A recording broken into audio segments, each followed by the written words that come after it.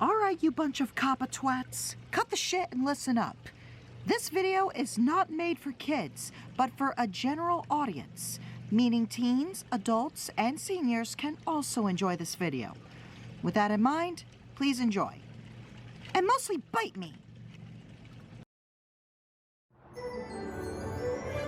The island of Sodor is the home of the Northwestern Railway. With engines of all shapes and sizes, working hard to deliver goods and passengers to their destinations. There are branch lines that run along the coast of the island, serving the docks, the fishing villages, and the seaside towns. There are branch lines that run to the farms, quarries, and ancient castles of the island's heartlands. And there is the main line, which runs all the way from Tidmouth on the west coast of the island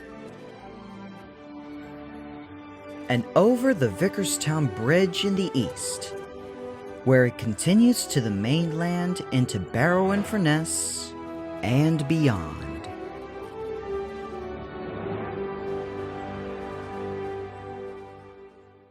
Fred was not running well. His drive coupling had worn off. It's gotten weak after so much usage, or if there was any that much usage to it. You know what they say, if you don't use it, you lose it. So extensive repairs were commenced. Well, Fred, your drive coupling is good as new. You should be running well in no time. I'll give you some light work tomorrow. For now, have a good night's sleep. Well, thank you, sir.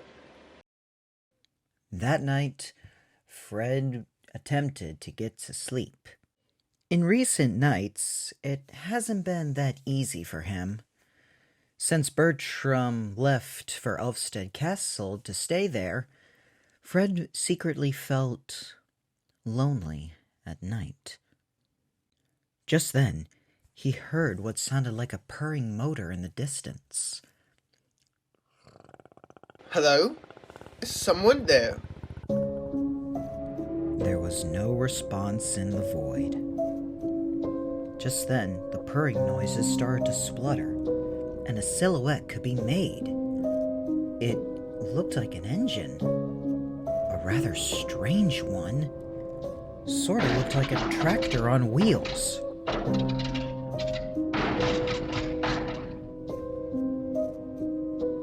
The engine parked right next to Fred. Upon closer inspection, the engine's face looked weary and pale. Its livery looked grimy and dull. Eventually, the engine spoke. Good evening. Is this berth taken? Fred broke out of his trance.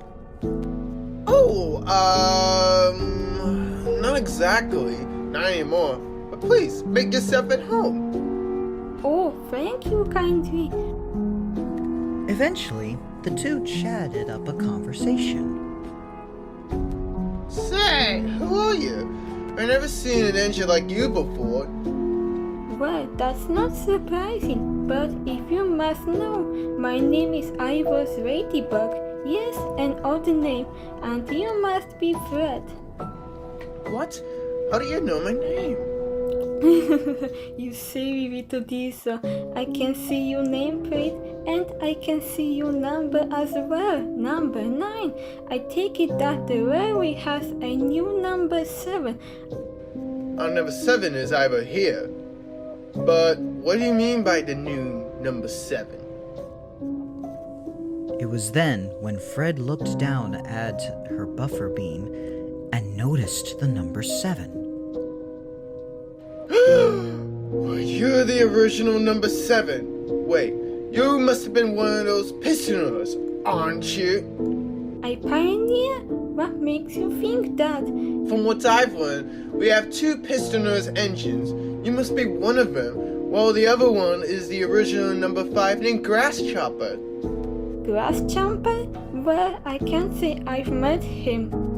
but I am familiar with Rusty as the number 5. Such a sweet diesel he was, and reliable too. I only wish I was as reliable as him. Say, how about tomorrow? I'll take you to Corbin's Gate.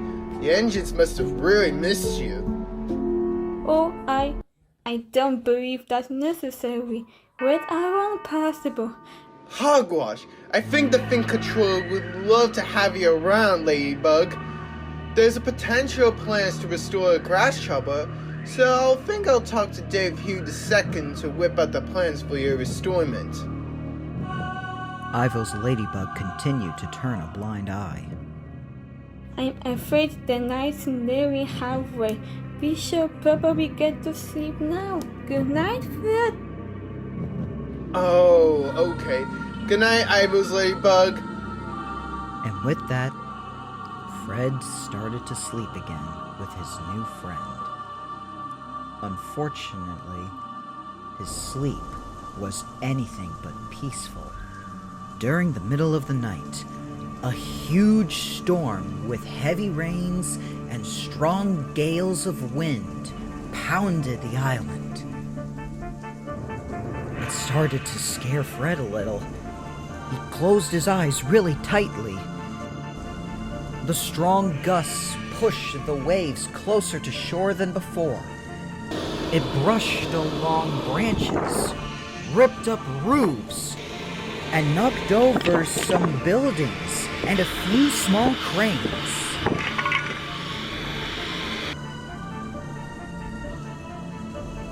The engines were glad to be in their sheds, but at the same time, they were worried about the storm's aftermath. The storm raged for the rest of the night.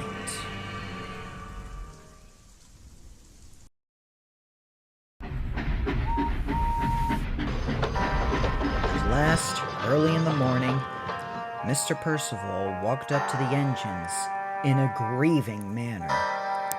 The storm has done significant damage to the island, and our railway is no exception. I want every engine to work hard and clear the damage in time for the spooky holiday. And the engines wasted no time starting their work for restoring the line.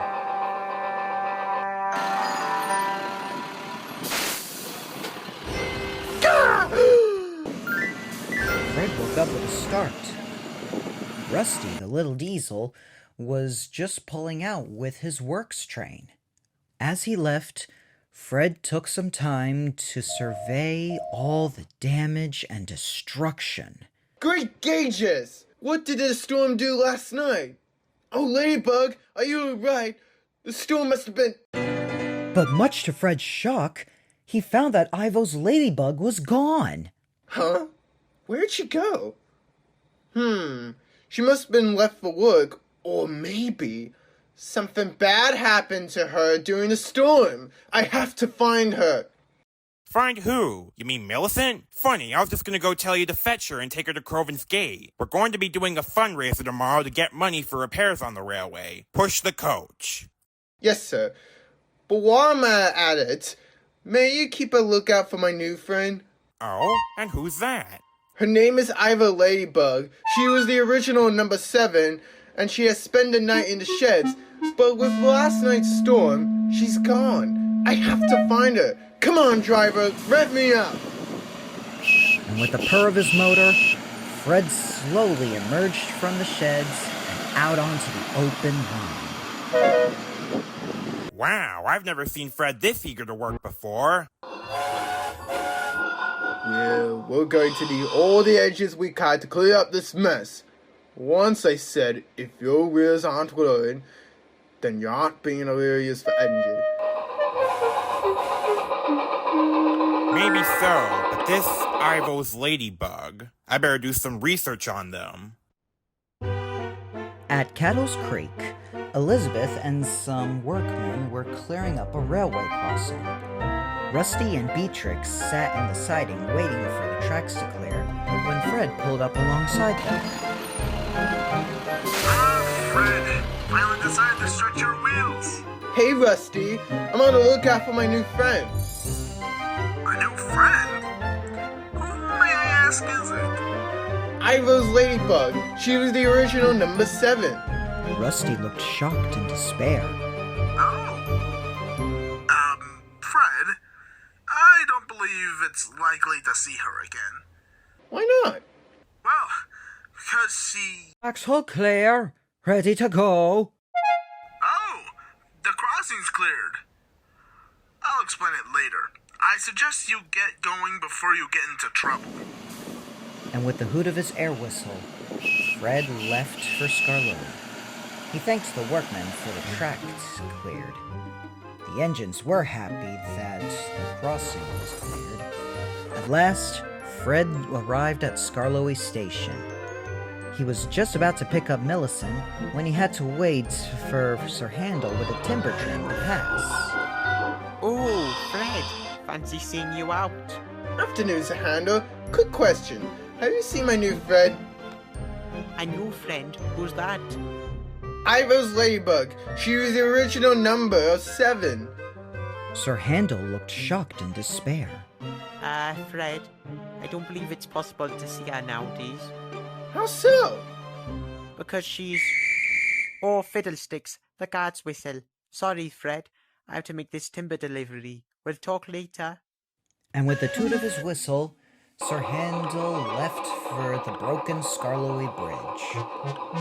The other engines were glad that the bridge was going to be fixed. But as Fred collected Millicent, and during his trip back, he was quite desperate trying to find his new friend, but was slowly losing hope. He stopped at the Glenlock Loop to let Renius pass with an empty ammunitions train. Hello, Fred. Are you upset that you have to work today? Hello, Bernice. And no, it's not that. I'm not having any luck finding my new friend. Your new friend? Who is it? The original number 7 named Ivo's Ladybug. Renius looked shocked and despair. Oh, I'm afraid that's not going to be the case nowadays, Fred. What do you mean? Well, because Ivo's Ladybug is no longer around. This left the Huntsland Diesel quite puzzled. No longer around? Fred, Millicent gently spoke. What Renius is trying to say is Ivo's Ladybug is scrapped. Fred was mortified. No! No! I refuse to believe that! I saw her last night!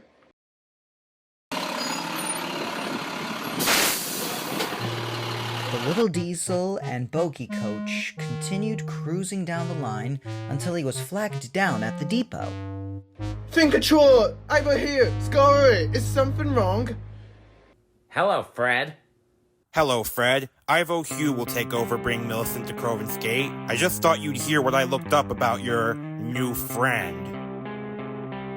You were right about her being the original number 7. She was a Mercury tractor converted to run on rails back in '59.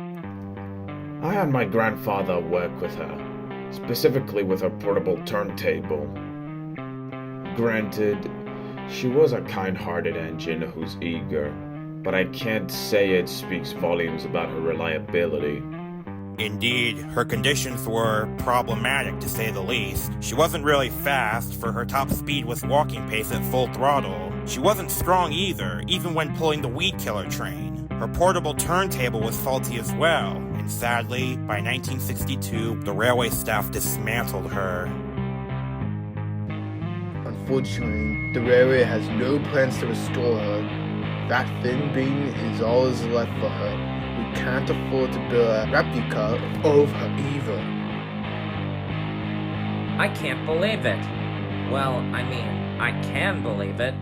The evidence was presented to us, but it's just hard to process. I never knew there was a number 7 before me. I'm sorry, Fred, but Ivo's Ladybug has been long gone for over 63 years. However you saw her last night, well, I'm afraid I can't really explain that. This may be a stretch, sir, but maybe Fred saw her ghost. Fred's eyes widened, and he began to feel sick in his fuel tank. What if his friend wasn't there physically, but rather spiritually? So that's what's going on. Steve and I were wondering why Fred was talking to himself. Oh, not exactly. Not anymore. But please, make yourself at home. Say, who are you? I've never seen an engine like you before. What sort of crazy moon talk is he speaking? I don't know, maybe schizophrenic? Really, Ivo? Paranormal activity is the last speculation we need on this railway. Maybe the storm from last night was pulling his wheel. Fred parked in his berth, and Ivo Hugh took Millicent the rest of the way to Craigen's Gate, leaving Fred a lot to think about, questioning on whether or not what he saw last night was real or fictitious. The other engines felt empathetic for Fred. Come on, Sir Handel. We need to pick up some fish plates at Craigen's Gate.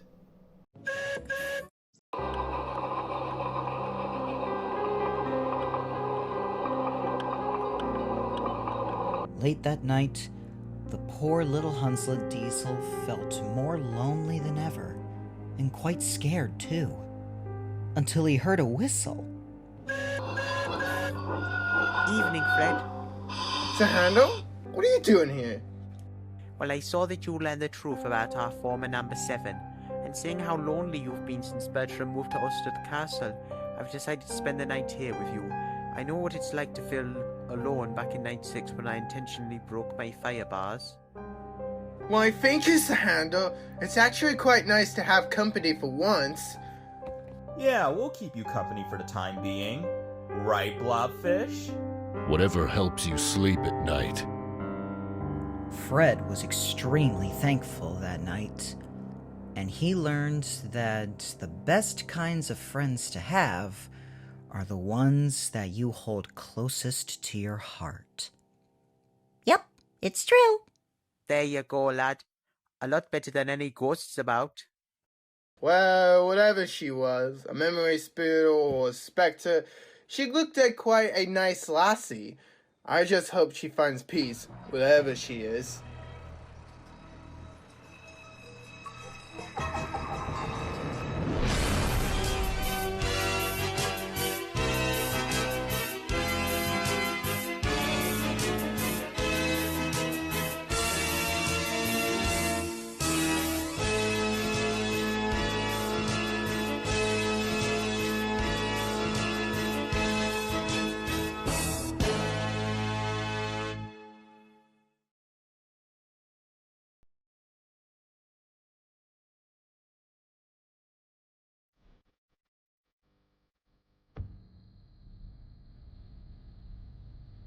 It's been a while.